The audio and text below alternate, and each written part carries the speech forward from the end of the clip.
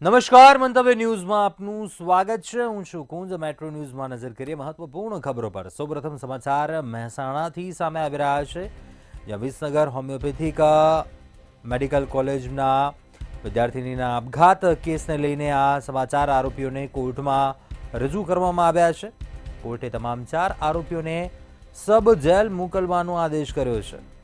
વિદ્યાર્થીનીના આપઘાત કેસમાં આરોપીઓને કોર્ટમાં રજૂ કરાયા. કોર્ટે તમામ 4 આરોપીઓને સબ જેલ મોકલવાનો આદેશ કર્યો.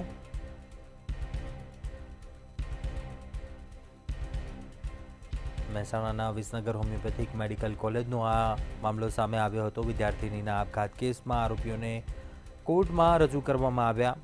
તો કે કોર્ટે તમામ 4 આરોપીઓને સબ જેલ મોકલવાનો આદેશ કર્યો છે.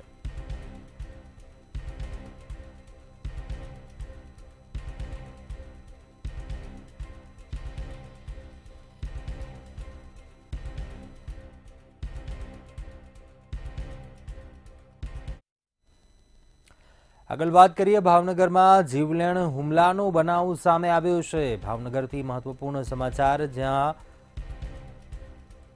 પરિવાર પર હુમલો કરવામાં આવ્યો. અબ્દુલ સત્તારભાઈ શેખના પરિવાર પર હુમલો થયો.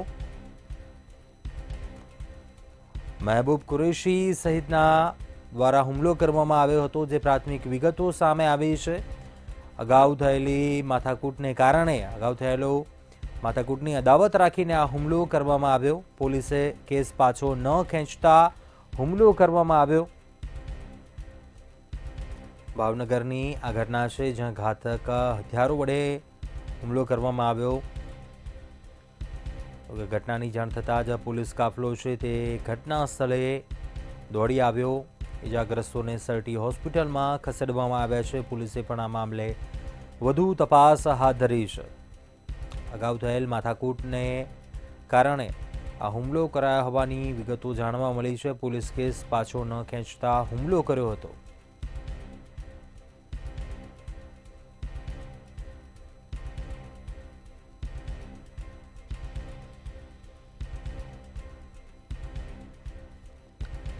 વધુ વિગતો મેળવીએ સંવાદદાતા હિરેન ચૌહાણ પાસેથી. હિરેન, ભાવનગરમાં હુમલાની ઘટના સામે આવી છે. જૂની અદાવતને લઈને આ હુમલો કરવામાં આવ્યો. શું ઘટના બની હતી? શું વિગતો જાણવા મળી છે? જે ચોક્કસ સમગ્ર ઘટનાની જે વિગતો છે તે કુંભારવાડામાં આવેલ મોતી તળાવ શેરી નંબર 6 માં રહેતા અબ્દુલ સત્તારભાઈ શેખ નામના પરિવાર પર આજે મહેબૂબ કુરેશી અને તેમના સાથે અનેક શખ્સો દ્વારા જીવલેણ હુમલો કરવામાં આવ્યો હતો. અગાઉ બંને વચ્ચે કોઈ માથાકૂટ હતી, જેમની અંદર કહેવાય કે અબ્દુલભાઈ ઉપર ફરિયાદ કરવામાં આવી હતી અને ફરિયાદની અંદર આ જે કોર્ટની અંદર કેસ ચાલુ હતો તે કેસ પાછો ખેંચવાની ધમકી આપવામાં આવતી હતી અને કેસ પાછો ન ખેંચતા કેસના ફરિયાદી અબ્દુલભાઈ તથા તેમના બહેન અને બનેવી ઉપર જે ગંભીર રીતના હુમલો કરવામાં આવ્યો છે. 3 થી 4 શખ્સો દ્વારા ધારદાર હથિયારો સાથે હુમલો કરવામાં આવ્યો છે, જેમાં ઇજાગ્રસ્ત મહિલા સહિત બેન બનેવીને સરટી હોસ્પિટલ ખસેડવામાં આવ્યા હતા અને એ ડિવિઝન પોલીસે સમગ્ર ઘટનાને લઈને વધુ તપાસ હાથ ધરી છે. જી ચોક્કસ હિરેન, આભાર જાણકારી આપવા બદલ.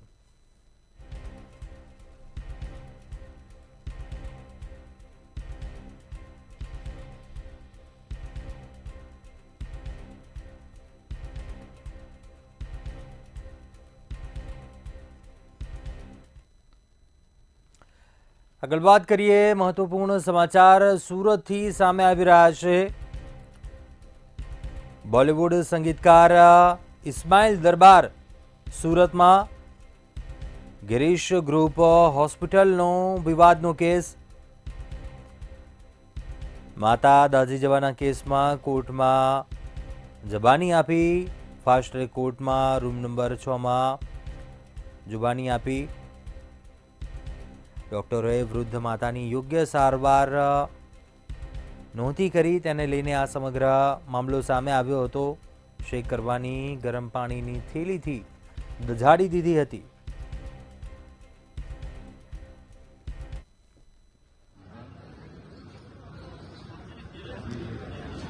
साल हो गए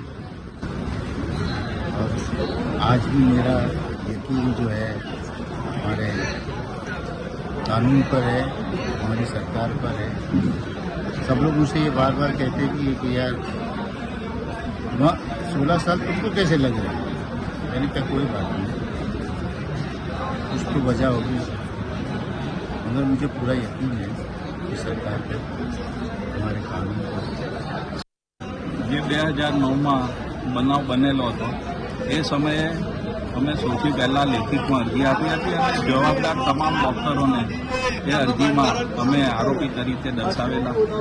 આજે ઇસ્માઇલ સુરતમાં ધર્મ પરિવર્તનની વાતે હોબાળો મચ્યો હોવાનું સામે આવ્યું છે. ત્યારે ધર્મ પરિવર્તન થતું હોવાની જાણ થતાં હિન્દુ સંગઠનો સ્થળ ઉપર દોડી આવ્યા હતા. જ્યારે આ વચ્ચે હિન્દુ અગ્રણી નરેન્દ્ર ચૌધરીનું નિવેદન સામે આવ્યું. જણાવ્યું કે ઈસાઈ મિશનરીના લોકો દ્વારા હિન્દુ પરિવારને મળી ધર્મ પરિવર્તન કરવા દબાણ કર્યું હતું. ક્રિશ્ચન બની જાઓ, તમારો છોકરો સ્વસ્થ થઈ જશે જેવી વાત ઈસાઈ લોકો દ્વારા કરાઈ અને આજે લલિતનું મૃત્યુ થઈ ગયું છે. ઈસાઈ મિશનરીના લોકો કોફિન લઈને પરિવાર પાસે પહોંચ્યા હતા અને પરિવારને ઈસાઈ ધર્મ નિયમ પ્રમાણે દફનાવવા દબાણ કરાયું હતું. મિશનરી વાળાઓને ત્યાંથી કાઢી યુવાનની હિન્દુ રિવાથી અંતિમ વિધિ કરાઈ હતી.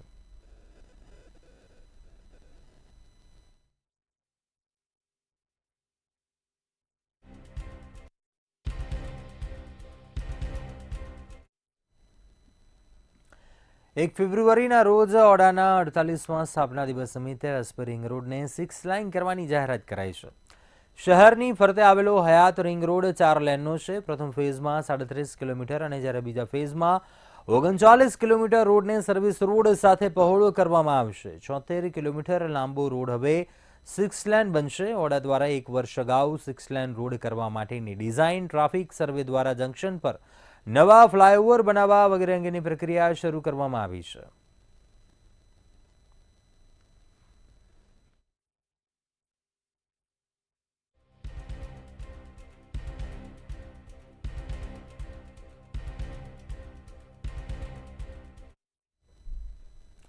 રાજકોટ મર્ડરના ગુનામાં નાસા ફરતા 3 આરોપીઓ ઝડપાયા હોવાનું સામે આવ્યું. અમદાવાદમાં એક હત્યા અને રાજકોટમાં ડબલ મર્ડરના આરોપી હતા. અમદાવાદના કાકડાપીઠ પોલીસ મથકમાં તેમજ રાજકોટના ગાંધીગ્રામ પોલીસ મથકમાં ગુનો નોંધાયો છે. આરોપી વિરુદ્ધ અગાઉ પણ જુદા જુદા પોલીસ મથકમાં ગુના નોંધાઈ ચૂક્યા છે.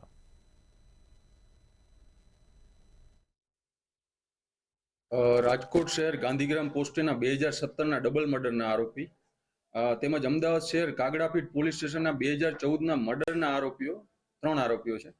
આ ત્રણેય આરોપીઓ છેલ્લા 3 વર્ષથી રાજકોટ તથા અમદાવાદ મધ્યસ્થ જેલ ખાતેથી 3 વર્ષથી પેરોલ જમ્પ હતા. જેમના નામ છે જાવેદ મુસા કામદાર, મોહમ્મદ નફીસ ઉર્ફે બાબા ઉર્ફે નઝીર મોહમ્મદ જાવેદ મુસા મેમણ તથા મોહમ્મદ હુસેન ઉર્ફે રાજા જાવેદભાઈ કામદાર.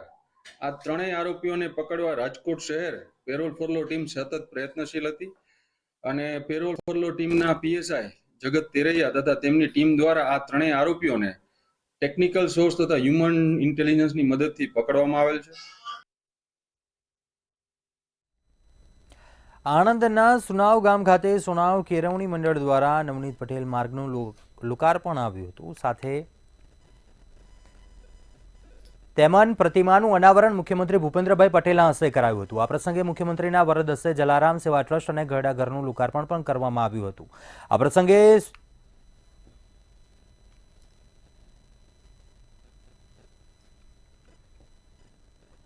કચ્છના વિકાસમાં વધુ એક મહત્વપૂર્ણ કડી ઉમેરાઈ છે. ત્યારે લાંબા સમયની માંગ બાદ ભુજથી દિલ્હી સુધીની સીધી હવાઈ સેવા આજથી શરૂ થઈ છે. આજે દિલ્હીથી એર ઇન્ડિયાની ફ્લાઇટ ભુજ એરપોર્ટ પર આવી પહોંચતા એર ઇન્ડિયાના સ્ટાફ દ્વારા વોટર કેનન દ્વારા પ્રવાસીઓનું સ્વાગત કરાયું હતું. खासतौर से भारतीय विमानपत्तन प्राधिकरण भुज की तरफ से मैं सभी कच्छ के निवासियों को ये बताते हुए बड़े हर्ष मुझे महसूस हो रहा है कि जो दिल्ली की कनेक्टिविटी डायरेक्ट की बहुत दिनों से जो डिमांड थी वो आज से पूरी हो रही है. भुज से डायरेक्ट हमारी जो है दिल्ली से कनेक्टिविटी जुड़ रही है. ये एयर इंडिया द्वारा एयरबस इन्होंने 320 शुरू की है जिसकी कैपेसिटी करीब 182 पैसेंजर्स की है. और प्रथम दिवस भी बताते हुए मुझे बहुत अच्छा लग रहा है कि प्रथम दिवस हमारी करीब 96% जो है बुकिंग पूरी है. मात्र 5 या 6 सीटें दोनों तरफ से हमारी जो है खाली रही हैं. કેન્દ્રીય બજેટને લઈને મુખ્યમંત્રી ભૂપેન્દ્ર પટેલે પ્રતિક્રિયા આપી. તેમણે પ્રધાનમંત્રી અને કેન્દ્રીય નાણામંત્રીનો આભાર વ્યક્ત કર્યો છે અને વડાપ્રધાનના માર્ગદર્શન હેઠળ કેન્દ્ર સરકારનો આ નિર્ણય સામાન્ય નાગરિકો માટે એક મોટી ભેટ મળ્યા હોવાનું જણાવ્યું છે. વધુમાં કહ્યું કે કેન્દ્ર સરકારે વાર્ષિક રૂપિયા 12 લાખ સુધીની આવક પર કોઈ કર નહીં આપવાની જાહેરાતથી દેશના કરોડો નાગરિકોને રોજગારી સાથે રાહત મળી છે. આ બજેટથી દેશના મધ્યમ વર્ગના લોકોને પણ મોટી રાહત મળી છે. કેન્દ્ર સરકારે તેની 1 લાખ કરોડ રૂપિયાની આવક પગારદાર અને મધ્યમ વર્ગના લોકો માટે સમર્પિત કરી છે. આ બજેટને સમગ્ર ગુજરાત વતી હું આવકારું છું. આ બજેટની મહત્વપૂર્ણ વાત એ છે કે હવે વાર્ષિક 12 લાખ રૂપિયા સુધીની આવક ધરાવનારાઓને ઇન્કમ ટેક્સ ભરવામાંથી મુક્તિ મળી છે. દેશના મધ્યમ અને ઉચ્ચ મધ્યમ વર્ગને આ એક મોટી રાહત છે અને તે માટે વડાપ્રધાનશ્રીને ખૂબ ખૂબ અભિનંદન પાઠવું છું. ગરીબ, યુવા, અન્નદાતા અને નારી શક્તિ આધારિત વિકાસને ગતિ આપનારું આ બજેટ છે. એગ્રીકલ્ચર, MSME, ઇન્વેસ્ટમેન્ટ અને એક્સપોર્ટ્સના 4 એન્જિનને ગતિ આપનાર મહત્વપૂર્ણ વિષયો આ બજેટમાં આવરી લેવાયા છે.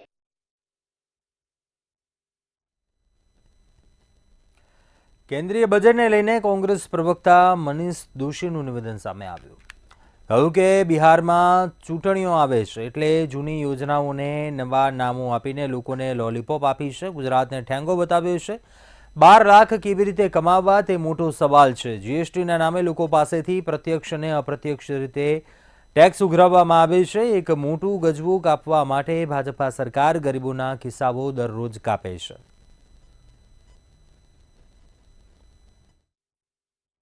કેન્દ્રની મોદી સરકારે દેશના 135 કરોડ નાગરિકોના ખિસ્સામાંથી 30 લાખ કરોડ કરતાં વધુની સુનિયોજિત લૂંટ ચલાવી અને ગેસ, ડીઝલ અને પેટ્રોલના ભાવ વધાર્યા. એટલે કે જીડીપી, હકીકતે જીડીપી એટલે ગેસ, ડીઝલ ને પેટ્રોલના ભાવ વધાર્યા. આમ સમગ્ર દ્રષ્ટિએ જોઈએ તો દેવું વધારનારું, દેવું કરવું અને દેવાળું ફૂંકવું એ બેમાં ફરક છે. પણ આ સરકાર સતત દેવામાં ઉમેરો કરી રહી છે અને સામાન્ય નાગરિકને આર્થિક અસમાનતાની ખાઈમાં વધુ ધકેલી રહી છે.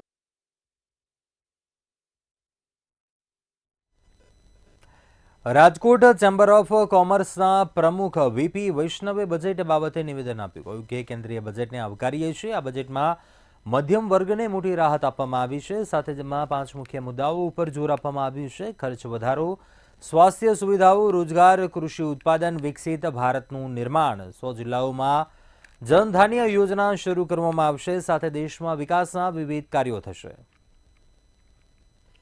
અમારી માંગણી કહી શકીએ તો અલગ અલગ માંગણીઓ અમે કરેલ હતી કે સોનાની જે કાંઈ આયાત થાય છે એ Gandhinagar gift city India international bullion exchange દ્વારા જ ખાલી થતી હોય તો એક ઓર્ગેનાઇઝ સેક્ટર તરફ આ થઈ શકે. બીજું કે જ્વેલરીની જે ખરીદી થાય છે એમાં પણ EMIની છૂટ આપવી જોઈએ. કેમ કે આજકાલ જે સોના ચાંદીના ભાવો જોઈ રહ્યા છે તો નાનો અને મીડિયમ વર્ગ છે એને ખરીદીમાં EMI દ્વારા સોના ચાંદીની ખરીદી શકે. તો આવું પગલું જો આવકારદાયક થાય આવનારા બજેટમાં હજી તો અમારી એ માંગણી છે. આ વખતે રાજકોટ ચેમ્બર ઓફ કોમર્સે 10 લાખ માંગ્યા અને સરકારે 12 લાખ રૂપિયા આપ્યા. એટલે 12 લાખથી સમગ્ર ભારતની પબ્લિક અને ખાસ કરીને મધ્યમ વર્ગ ખુશ છે એવું હું કહી શકું. એમાં કોઈ અસ્થાને નહીં ગણાય. સ્લેબ વાઇઝ વિચારો તો 12 થી 15 લાખ ને 15% છે, 15 થી 20 લાખ 20% છે, 20 થી 25 લાખના 25% છે. એટલે આ સારી વાત કહી શકાય. પણ આવનારા દિવસોમાં ઇન્ડસ્ટ્રીમાં જે વિસંગતા છે, જેમ 30% અને 25%ની છે, તો પાર્ટનરશિપ ડીડ અને LLPમાં એને પણ મોટી કંપનીમાં 25%ની સાથે દાયરામાં લેવાની અમારી માગણી હતી. કેન્દ્રીય બજેટની રજૂઆતને લઈને પૂર્વ રાજ્યસભા સાંસદ નટુજી ઠાકોરે પ્રતિક્રિયા આપી. જણાવ્યું કે આજે નરેન્દ્રભાઈના નેતૃત્વવાળી સરકારમાં વિકાસવાળું 8મી વખત બજેટ રજૂ થયું છે. 12 લાખ ટેક્સ રાહત પ્રજાલક્ષી બની રહેશે. આ સાથે જણાવ્યું નિર્મલા સીતારમણે ગરીબોને ફાયદા આપતું અને કિસાનોને પ્રોત્સાહિત કરતું બજેટ આપ્યું છે. કેન્દ્રની અંદર નરેન્દ્રભાઈની સરકાર આવ્યા પછી સમગ્ર દેશના વિકાસલક્ષી ગરીબ અને નાના જે લોકો છે એ લોકોને ખૂબ સુંદર ફાયદો થાય, સતત આગળ વધે એવું પ્રજાલક્ષી બજેટ આ વખતે રજૂઆત કરી છે. પ્રજાના વિકાસ કાર્યો થાય, ખેડૂતોને પણ સારું પ્રોત્સાહન મળે એવું બજેટ આ વખતે રજૂઆત કરવામાં આવી છે. આજે જે બજેટ રજૂઆત થઈ એમાં ઘણા વર્ષોથી ઇન્કમટેક્સની અંદર જે રાહતની પ્રજા રાહત ઈચ્છતી હતી એ આ વખતે 12 લાખ સુધીની મર્યાદા ઇન્કમટેક્સની અંદર આપી છે. અમદાવાદમાં ધંધુકા નગરપાલિકા ચૂંટણીમાં ભાજપની ટિકિટ જાહેર થતાં અસંતોષનું વાતાવરણ ફેલાયું. પાલિકાના ભાજપના ગઢ સમાન વોર્ડ 2માં પૂર્વ પ્રમુખ હર્ષદ ચાવડા અને પૂર્વ કારોબારી ચેરમેન ભદુ મહારાજની ટિકિટ કપાતા વોર્ડ 2માં અસંતોષ ફેલાયો છે. ત્યારે આ બંને દિગ્ગજોએ વોર્ડ 2માંથી અપક્ષ ઉમેદવારી નોંધાવતા ખળભળાટ મચી જવા પામ્યો હતો.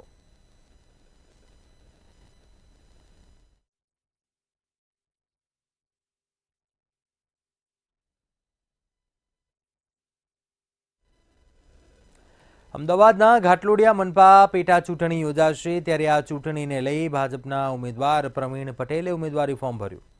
ઢોલનગારા સાથે પ્રવીણ પટેલે સમર્થકો સાથે ઉમેદવારી નોંધાવી હતી. ત્યારે આ દરમિયાન ધારાસભ્યો, કોર્પોરેટરો અને હોદ્દેદારો પણ હાજર રહ્યા હતા. ઘાટલોડિયા વોર્ડના પેટા ઇલેક્શનની અંદર ભારતીય જનતા પાર્ટીના શ્રેષ્ઠ નેતૃત્વએ મારી ઉપર ભરોસો રાખી અને મને જે તક આપી છે એની અંદર હંમેશા અમારા વડાપ્રધાન શ્રી તેમજ અમારા ગાંધીનગર લોકસભાના સાંસદ અમિતભાઈ હર હંમેશ કહેતા હોય છે કે કોઈ એક કાર્યકર ચૂંટણી લડતો હોતો નથી, સમગ્ર કાર્યકર થઈને આ ચૂંટણી લડતા હોઈએ છીએ અને અમને વિશ્વાસ છે કે અમે જંગી બહુમતીથી જીતી અને ખરા ઉતરીશું. આણંદ જિલ્લાની 3 પાલિકા માટે ભાજપે ઉમેદવાર જાહેર કર્યા હતા. અંકલાવ પાલિકાના 6 વોર્ડ માટે 24 ઉમેદવારો જાહેર કરવામાં આવ્યા હતા. વોર્ડ પાલિકાના 6 વોર્ડના 24 ઉમેદવારો જાહેર કર્યા, જ્યારે બોરીઆબી પાલિકાના 6 વોર્ડ માટે 24 ઉમેદવાર જાહેર કર્યા. ઉમરેઠ પાલિકાના બોર્ડની ખાલી બેઠક માટે પણ ઉમેદવાર જાહેર કરવામાં આવ્યા.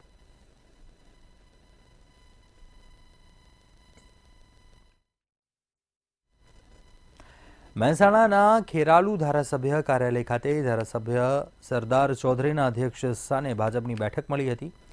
ખેરાલુ નગરપાલિકાની ચૂંટણીમાં ભાજપના 1 થી 5 વોર્ડમાં 20 બેઠક પર ભાજપના ઉમેદવાર મેદાને ઉતારવામાં આવ્યા છે, જ્યારે વોર્ડ નંબર 6ની 4 બેઠક ભાજપ સમર્પિત અપક્ષ ઉમેદવારો મેદાનમાં ઉતરાશે. બહુમતીથી ભાજપ પેનલ વિજયી થશે તેવો ધારાસભ્યએ વિશ્વાસ વ્યક્ત કર્યો હતો.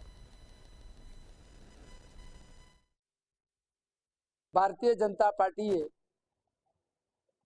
20 ઉમેદવારોને મેન્ડેટ આપ્યા છે અને સાથે વોર્ડ નંબર 6માં ભાજપ સમર્પિત 4 ઉમેદવારો સાથે આજે અમે 24 ઉમેદવારોની અહીં આગળ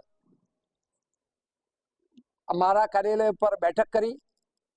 24 ઉમેદવારો ભારતીય જનતા પાર્ટીના બેનર સાથે લડવાના છીએ. અમને પ્રેરિત તરીકે 4 નામ જાહેર કર્યા છે અને અમારી સામે બીજી કોઈ પેનલ છે નહીં, એટલે અમે ભારતીય જનતા પાર્ટીના પ્રેરિત ઉમેદવાર છીએ.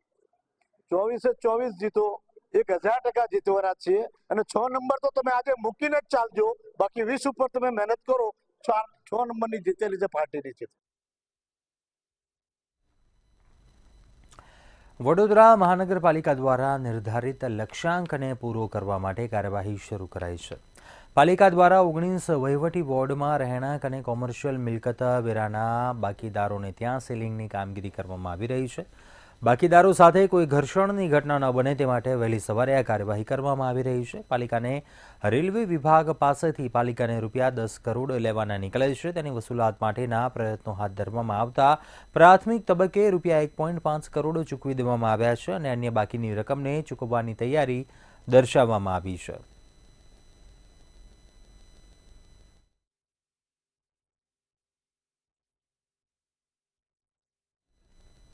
રાજકોટ ભાયાવદર નગરપાલિકાની 6 વોર્ડની 24 બેઠક માટે ચૂંટણી યોજાશે. ત્યારે આ ચૂંટણી પહેલા ભાયાવદર ભાજપમાં ભડકો થયો હોવાનું સામે આવ્યું છે. એ અગાઉ કોંગ્રેસમાંથી ભાજપમાં જોડાયેલ નયન જીવાણી સહિત 19 ભાજપના કાર્યકરોએ કોંગ્રેસમાંથી ઉમેદવારી પત્રક ભર્યું. ભાજપ પક્ષ સસ્પેન્ડ કરે તે પહેલા ભાજપ પક્ષમાંથી જાતે સસ્પેન્ડ થઈ કોંગ્રેસમાંથી ઉમેદવારી પત્રક ભર્યા હતા. ગત ધારાસભાની ચૂંટણીની અંદર અમને કોમલમમાં બોલાવી અને સહકારી મંડળીને ભાયાવદર નગરપાલિકા સહિત 500 કાર્યકર્તા સાથે અમને ખેસ પહેરાવેલા હતા. ત્યારે ભાયાવદર સ્થાનિક ભાજપના નેતાઓ અમને સ્વીકારવા તૈયાર નથી ત્યારબાદ ભાયાવદરમાં અમે ભાજપના ખેસ પહેરવા છતાં પ્રદેશ ભાજપ પ્રમુખે અમને ખેસ પહેરાવ્યા છતાં આ લોકો અમને સ્વીકારતા નહોતા અને વારંવાર જ્યારે ત્યારે અમારું અપમાન કરેલ છે. તેમ છતાં અત્યારે ભાયાવદર નગરપાલિકાની ચૂંટણી આવી છે અને ભારતીય જનતા પાર્ટીએ લગભગ 71 કરતા વધારે ઉમેદવાર માગણીદાર હતા અને એમાંથી બધા ઉમેદવારની સેન્સ લીધી અને એ સેન્સના બાદ પાર્ટીને જે યોગ્ય લાગ્યા અને પાર્ટી જેને સમાવેશ કરી શકતા હતા, કારણ કે ટિકિટ 24 હોય, માગણીદાર તો અમારા દરેક કાર્યકર્તા હોય ને એને હક હોય, પણ પાર્ટીએ દરેક જ્ઞાતિના સમીકરણ, દરેક જાતિના સમીકરણ, ઓબીસી, અનુસૂચિત, પાટીદાર સમાજ, અન્ય ઉજળિયા સમાજ બધાનો સમાવેશ કરી અને એક સરસ મજાનો ગુલદસ્તો કરી અને 24 ટિકિટ ભારતીય જનતા પાર્ટી એના જે કાર્યકર્તા છે, મૂળ કાર્યકર્તા એને આપી છે. અને ભાજપના 19 જેટલા આગેવાનો આજે વિધિવત રીતે કોંગ્રેસ પાર્ટીની અંદર ભેળા છે અને અમારી ટીમ સાથે સંકલન કરી અને અમે ભાયાવદર નગરપાલિકાની ચૂંટણી લડી રહ્યા છીએ. જેતપુર નવાઘાટ નગરપાલિકાની ચૂંટણી માટે 11 વોર્ડમાં 44 સભ્યોએ ભાજપમાંથી ફોર્મ ભર્યા. મોટી સંખ્યામાં ઉમેદવારો પોતાના સમર્થકો સાથે ફોર્મ ભરવા મામલતદાર કચેરી પહોંચ્યા હતા. ચૂંટણી માટે આજે કુલ 123 ફોર્મ ભરાયા હતા, જ્યારે આ પ્રસંગે જેતપુરના ધારાસભ્ય જયેશ રાદડિયા પણ ઉપસ્થિત રહ્યા હતા. જેતપુર નવાઘાટ નગરપાલિકાની ચૂંટણીમાં ધારાસભ્યએ જીતનો વિશ્વાસ વ્યક્ત કર્યો હતો.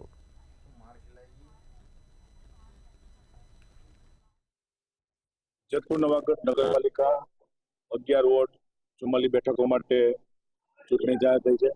ભારતીય જનતા પાર્ટીએ અમે આજે ટેકેદારો સાથે આજે ઉમેદવારી પત્ર ભર્યા છે. પૂરા જીતના વિશ્વાસ સાથે આ નગરપાલિકાની ચૂંટણી ભારતીય જનતા પાર્ટી લડી રહી છે. આ વિસ્તારના ધારાસભ્ય તરીકે વિશ્વાસ અપાવું છું કે આવનારી નગરપાલિકાની ચૂંટણીની અંદર બોડી બન્યા પછી એક ધારાસભ્ય તરીકે સક્રિય રહી સતત મારી આ વિસ્તારની અંદર ડેવલપિંગ કરવાની જવાબદારી છે. રાજકોટ શહેરમાં હવે મહિલા પોલીસ પણ અસુરક્ષિત હોય તેમ લાગી રહ્યું છે. શહેરના ગુંદાવાડી પોલીસ ચોકીમાં લુખાએ ઘૂસીને ધમાલ મચાવી હતી. ગૌરવ ખીમસુરિયા નામના શખ્સને પોલીસ ચોકીમાં મહિલા હેડ કોન્સ્ટેબલે અટકાવતા તેને જાનથી મારી નાખવાની ધમકી આપી હતી. મહિલા હેડ કોન્સ્ટેબલે કંટ્રોલમાં ફોન કરતા પોલીસ દોડી આવી હતી. તેમજ મહિલા હેડ કોન્સ્ટેબલે આ મામલે એ ડિવિઝન પોલીસ સ્ટેશનમાં ફરિયાદ નોંધાવતા પોલીસે આરોપી ગૌરવ ખીમસુરિયાની ધરપકડ કરી છે.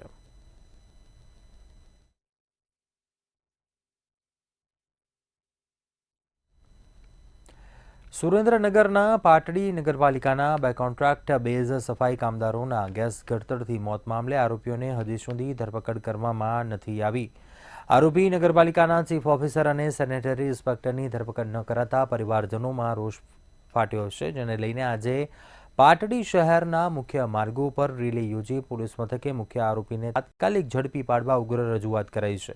એટલું જ નહીં, પોલીસ દ્વારા માત્ર કોન્ટ્રાક્ટરને ઝડપી પાડી અન્ય આરોપીને છાવરતા હોવાનો આક્ષેપ કરાયો છે. ત્યારે પૂર્વ ધારાસભ્ય નૌશાદ સોલંકી સહિત મૃતકના પરિવારજનો અને સમાજના આગેવાનો મોટી સંખ્યામાં ઉપસ્થિત રહ્યા હતા. અને પોલીસે ચીફ ઓફિસરને બીજા ગુનેગારોને છૂટ આપી છે કે જેથી કરીને લોકો પોલીસ પકડમાં આવે નહીં અને આગોતરા જામીન મળી જાય. ત્યારે આજે મોટી સંખ્યાની અંદર વાલ્મીકી સમાજને બીજા અન્ય તમામ સમાજના, સવર્ણ સમાજના સહિતના બધા આગેવાનો પોલીસ સ્ટેશન આવી પોલીસ સ્ટેશનનો ઘેરાવ કરી અને રજૂઆત કરી છે કે તાત્કાલિક આ ગુનેગારોને પકડવામાં આવે. બીજી ફરિયાદ એ લોકોની એ છે કે એ લોકોની મજબૂરીનો લાભ ઉઠાવી અને એમની પાસેથી છેતરપિંડીથી એક રોજકામ કરવામાં આવ્યું છે કે તમે આમાં સહી નહીં કરો તો તમને કોઈ આર્થિક લાભ નહીં મળે, એમ કરીને એમની પાસેથી સહી કરવામાં આવી છે. એની પણ ફરિયાદ આપવામાં આવી છે, જેના ઉપર હજી સુધીમાં પોલીસ દ્વારા કોઈ જ કાર્યવાહી નહીં કરતા દલિત સમાજ, વાલ્મીકી સમાજ અને અન્ય સમાજોની અંદર ખૂબ મોટો આક્રોશ છે. પોલીસે 5 દિવસની મુદત માંગી છે કે 5 દિવસની અંદર અમે કાર્યવાહી કરીશું અને જો 5 દિવસની અંદર કાર્યવાહી નહીં થાય તો મને લાગે છે કે સમગ્ર ગુજરાતની અંદર આ ઘટનાના પડઘા પડશે. આગળ વાત કરીશું જૂનાગઢથી મહત્વપૂર્ણ સમાચાર સામે આવી રહ્યા છે. જૂનાગઢમાં જ્યાં ભાજપ કાર્યકરોમાં અસંતોષ ચરમસીમાએ, વોર્ડ નંબર 7ની મહિલા ઉપપ્રમુખે રાજીનામું આપ્યું. દિવ્યા સાવલાણીએ રાજીનામું આપ્યું. ટિકિટ ન મળતા નારાજગી.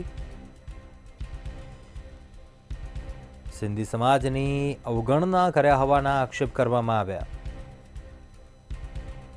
જૂનાગઢમાં કાર્યકર્તાઓમાં નારાજગીનો દોર. અપક્ષમાં ફોર્મ ભરી ઉમેદવારી કરી છે. ટિકિટ ન મળતા બળવો કર્યો. દિવ્યા સાવલાણીએ રાજીનામું આપ્યું. નારાજગી દર્શાવી છે. પક્ષ પ્રત્યે ટિકિટ ન મળતા નારાજગી દર્શાવી. મારું નામ દિવ્યાબેન સાવલાણી. હું છેલ્લા 5 વર્ષથી વોર્ડ નંબર 7માં ઉપપ્રમુખ તરીકે ભારતીય જનતા પાર્ટીની કાર્યકર્તા તરીકે હતી. શા માટે રાજીનામું આપવું પડે છે અને ફોર્મ ભરવું પડ્યું છે અપક્ષમાંથી? અત્યારે તમે જોઈ શકો છો કે ભારતીય જનતા પાર્ટી નાતીવાદ કરે છે. બધાય સમાજને 3-3, 4-4 ટિકિટ આપી દેવામાં આવી છે. ભારતીય જનતા પાર્ટીએ અમારા સિંધી સમાજની લાગણી દુભાવી છે. અમારા સિંધી સમાજે ખાલી ભારતીય જનતા પાર્ટી પાસેથી બે ટિકિટની માંગ કરી હતી. એમાંથી ભારતીય જનતા પાર્ટીએ 1 ટિકિટ આપીને અમારા સિંધી સમાજની લાગણી દુભાવી છે. અમારો વોર્ડ નંબર 7 છે એ પ્યોર સિંધી સમાજ બધાય વોટ ભાજપને વનવે આપતા હતા. છતાંય અમારા વોર્ડમાં કોઈ સુવિધા આપવામાં ન આવ્યા છતાં પણ અમે આજની તારીખ સુધી ભારતીય જનતા પાર્ટી સાથે હતા. પર અમારી લાગણીને ઠેસ પહોંચાવી છે. અત્યારે તમે જોઈ શકો છો કે માંગનાથ રોડ છે કે સર્કલ ચોક છે કે દીવાન ચોક છે કે જૂનાગઢની ગમે એ બજારો છે એ જૂનાગઢની શાન સિંધી સમાજ તરફથી છે. તો ભારતીય જનતા પાર્ટી અમારી લાગણી દુભાવી છે એટલે મેં અત્યારે હાલ બુલેટિનમાં બસ આટલું. વધુ સમાચાર માટે આપ જોતા રહો મંતવ્ય ન્યૂઝ. નમસ્કાર.